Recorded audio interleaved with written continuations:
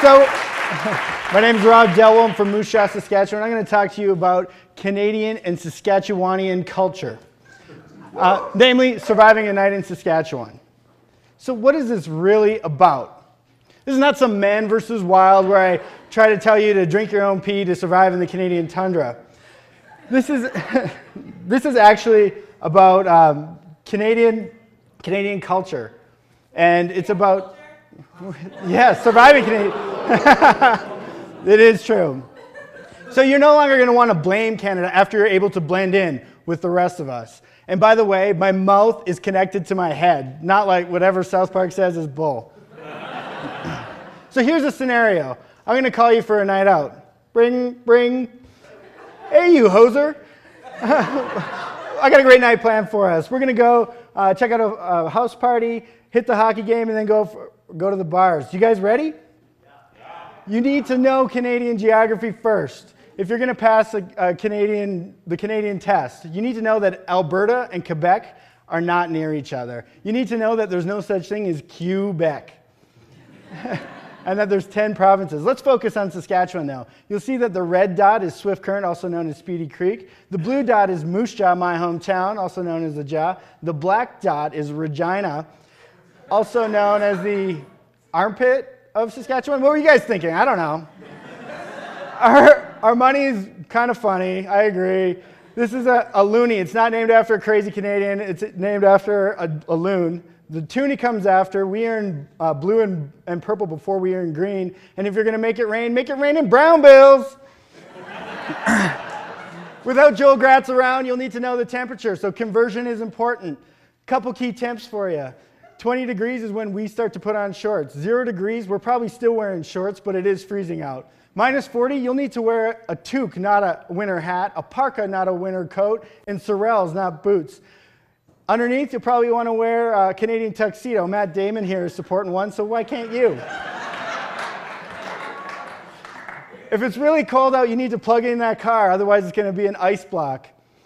No car? No problem. You can bumper. Bumper is like Back to the Future in snow. You just grab onto a bumper and let the car take you where you want to go.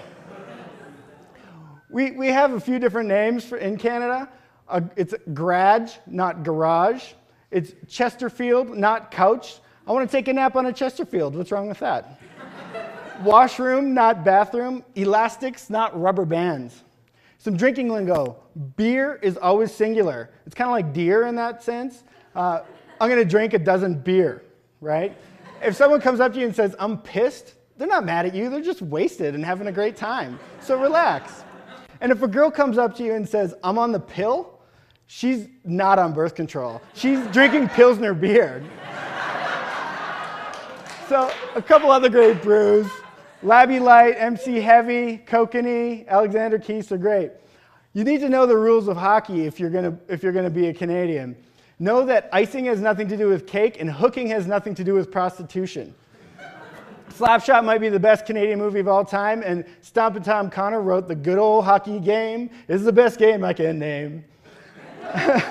Drinks at the bar. Ryan Coke, not Whiskey Coke. A Caesar is like a Bloody Mary, only with Clamato juice. Add that Clamato juice to some beer, you got a beer Caesar. We love our clam. The only after-bar food you need to know about is poutine. Fries, gravy, cheese curds. What else could you want? Well, maybe a little back bacon, also known as Canadian bacon.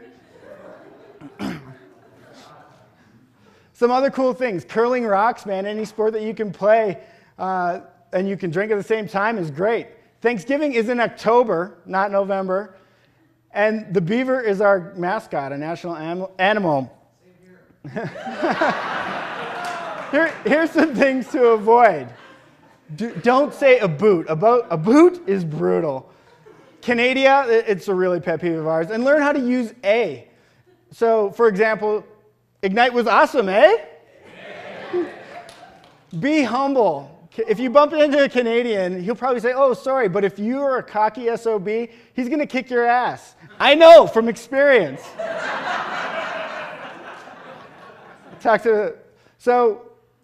Canadians are some of the nicest people around. Next time you meet a Canadian, instead of making fun of our funny mannerisms or our goofy accent, drop an A in the right place. Learn some new, mix some of that great knowledge that you just learned, and you'll have a Canadian friend for life.